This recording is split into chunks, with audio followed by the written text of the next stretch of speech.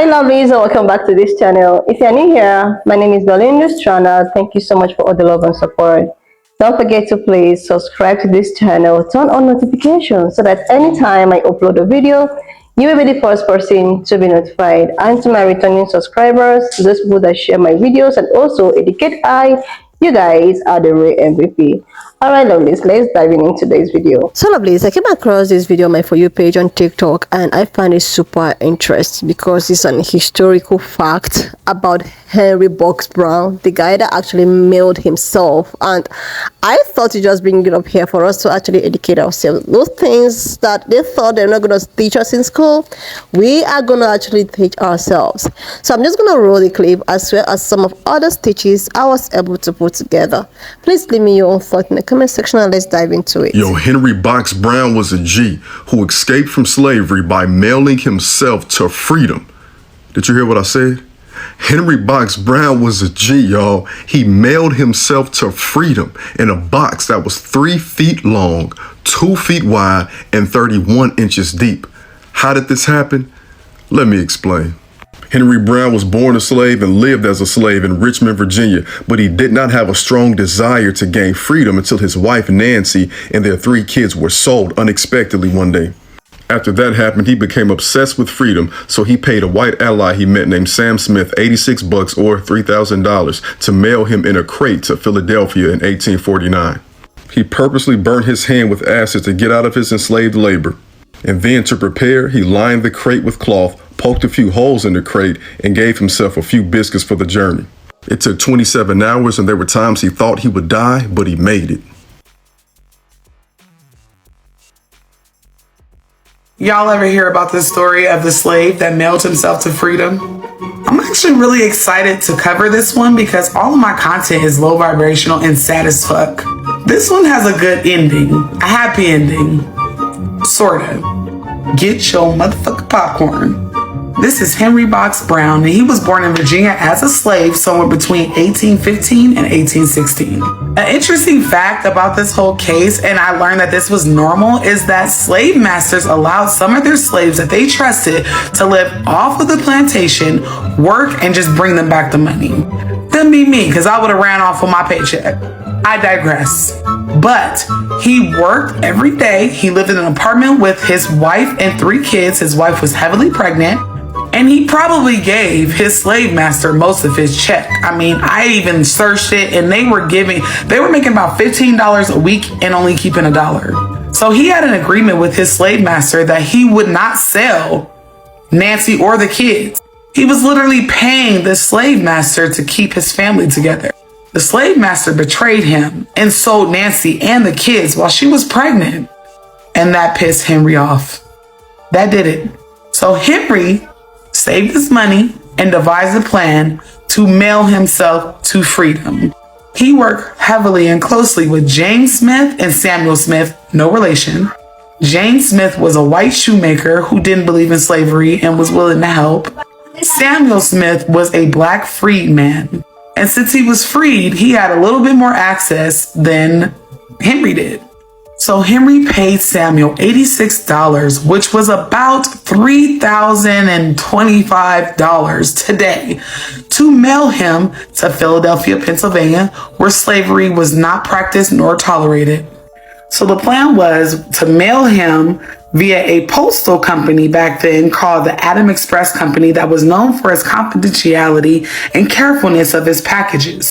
They were going to put him in a wooden crate and send him to Philadelphia, Pennsylvania to abolitionists who were already down for the cause. They said, oh, you want to mail yourself? It's never been done. Let's do it. Bet.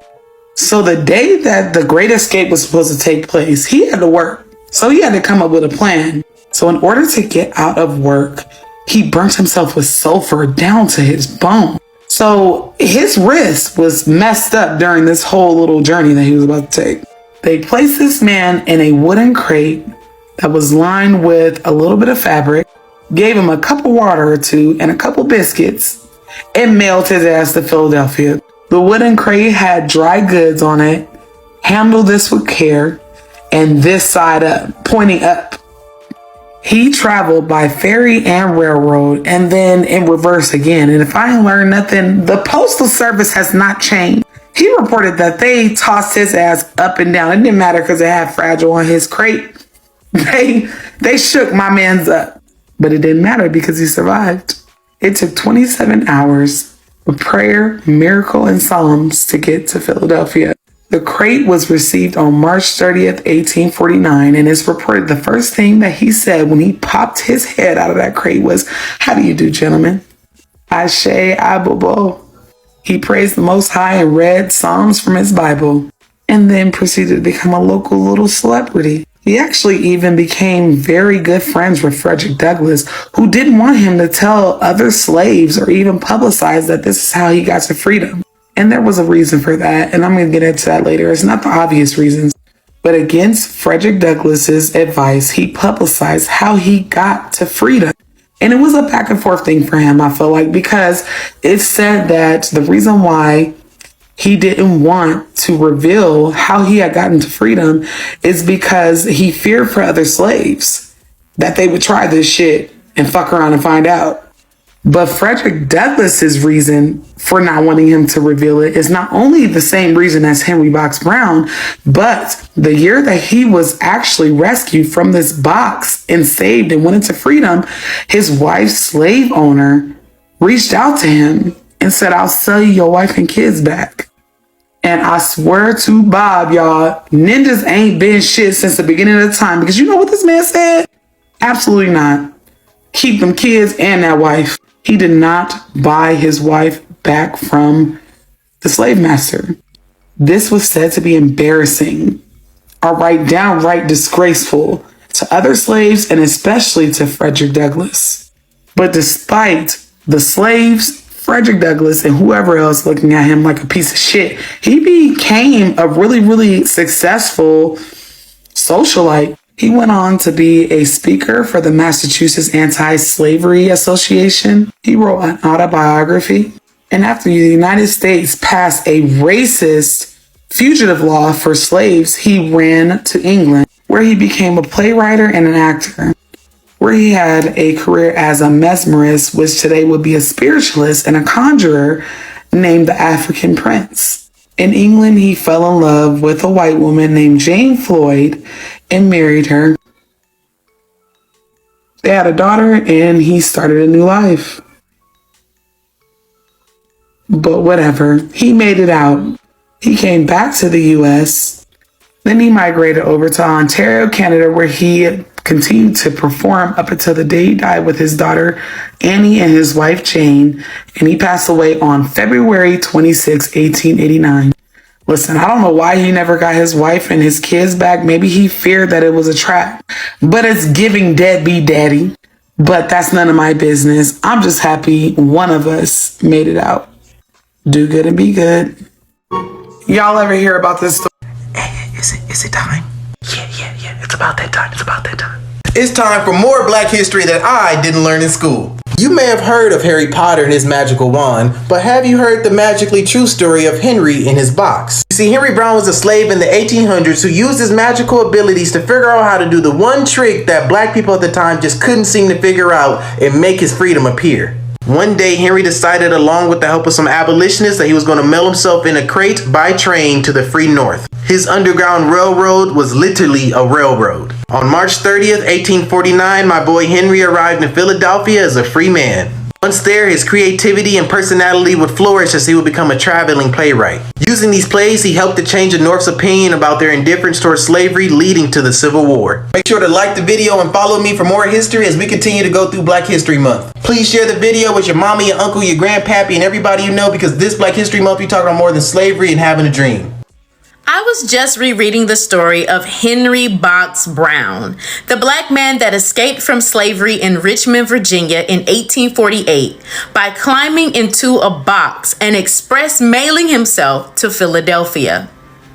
When I think about his story, it reminds me that freedom for African descendants globally requires faith, courage, collaboration, and radical creativity. All right, y'all, so I see that more than one person would like more information on this. I just found out this information today, so I did have to read up on it a little bit more. But from what I gathered, Henry Box Brown, this slave here, he did mail himself to freedom by the help of a freed black man and also a white shoemaker. All right, so in order to get this plan going, he basically had to burn his hands with sulfuric acid. As you can see in the picture, he was squeezed, he had to basically squeeze himself in that box in order for it to be mailed off. On the box, it did read where it said dried goods. So, of course, he had to throw them off a certain type of way so he wouldn't be so obvious that he was actually escaping. This is part Like, one. seriously, Lovelace, there are so many historical facts that when I keep reading, the other ones I'm not even searching for keep on popping.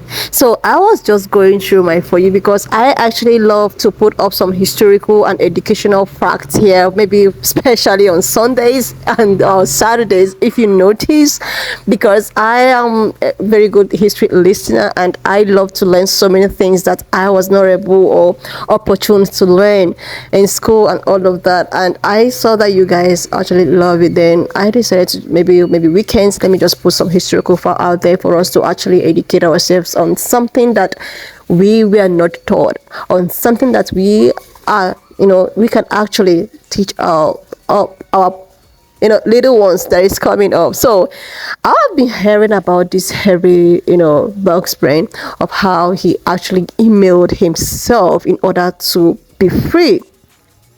Then I was like, okay, let me just go deep into the story on how he actually ended and how everything, after he got free, what really happened. Though the ending of his story is something that I really do not like, the way at which the story ended, because he ended up remarrying a pan-colored woman, which I was like, why would he actually do that?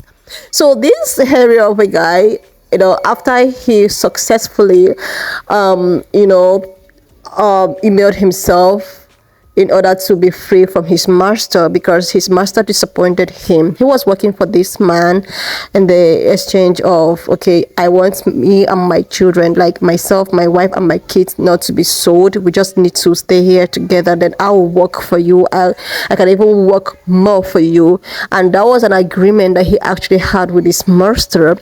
Then one thing led to the other. You know how it is. This is why even till date, you cannot trust this pan-color. They cannot be trusted. Like, this is something that has been happening during those days and it's still happening now. Like, these are the people that I was listening to that story. I was still learning something. I was like, okay, this is the reason why even up to date you can't trust these people. So this man decided that, okay, I'm gonna work for you full time, do everything for you, but please, the only thing I want you to do for me is not to sell my wife or my kids. But because of the trust issues these pan-color people have right from time, his slave master decided to sell his family. Then that was when he got angry because promise has been breached and all of that. Then he decided to look for a way out. He saved up some money and decided to mail himself with the help of a shoemaker who was a pan-colored that is against slavery, which we still have people like that. There are a lot of pan-colored people that is still advocating for anti-racism and all of that. Do you know that this thing that really happened in the past is still repeating itself? But our own is just like it has leveled up. So with the help of this shoemaker who happens to be a pan-colored with another black person who was actually freed, made this plan and he was emailed, and that is how he escaped. Then one thing led to the other. The person that actually bought his family and his children and his wife contacted him that, okay, can I actually send back, can you buy back your, oh my goodness, it's so disheartening when I use this word, by like transactional. Human beings are transactional. Oh my goodness. So when this guy reached him that, okay, I want to sell back your family to you, he declined. And I was like, why would he decline? I was thinking that he would want to want to like meet his family again, his wife, his children, and all of that. He was like, no, you can keep them. All he could do was to relocate, get married to a pan-colored, like, and they have a daughter together, and he still relocated back to his base. And I just keep asking myself, why is it that he didn't actually, come back to his family and wants to, like, why is it that he has to go back and get married again with even a pan colored and all of that? And when I asked myself this question, I was like, maybe he did that because he felt that getting married to a pan colored woman will still make him to have some accessibility, will still make him not to be sold, will still give him some kind of, respect and high value. You're getting married, which is what I feel that is still happening in our today's world. A lot of people want to go into relationship. I know so many people do that in times of love, falling in love and all of that, but majority, I find that a lot of people want to just do that to just level up. Like, they want, it's because of the anti-blackness in them, because they hate to be black. They hate the thing that comes with being a black person. They hate the fact that, okay, I am going to be humiliated because I'm a black person, so let me just get married to a pan-colored person. This might actually elevate me in some kind of way. And this is not something that started today. So this is something that started way back, even before slavery was abolished. So this man ended up with a pan-colored woman. Like, who could actually thought that he would do that? That when I asked myself, I still recall the fact of interracial relationship. A lot of people are going into it. Why so many people have different reasons. A lot of people, pan-colored women, are doing that to get back at their parents. Some black people are, there are so many reasons for it, and it's not something that started up today. When I saw the video, like the first story of this man, I was like, what really happened? Was he able to, meet with his family again? Did they, try to do a family time and all of that? And I realized that, oh my God, he ended up not wanting his family back. But when I do more of my research, people were like, okay, maybe he was saying that is a trap, that he wouldn't want to fall into that kind of trap anymore. But anyways, I don't know. You guys know more, so you can just leave it in the comment section of what you think. Do you think that he, moving on and getting married again is actually something that is what it, or you think that he did that because maybe he was just trying to justify himself, or he don't want to actually fall into a trap? So what now really happened to his wife and his children? Did they ended up becoming slaves? And oh my goodness, the story is just if you have the complete story of what really happened to the family, just leave it up here for us to actually educate. I promise I'm going to read all of the comments. I am actually doing that already. Anyway, lovelies, thank you so much for all the love and support, and I will see you, lovelies, when I open watch up to this extent. Thank you so much for all the love and support. Don't forget to please subscribe to this channel, share this video, leave a thought in the comment section, and I will see you, lovelies, when I upload.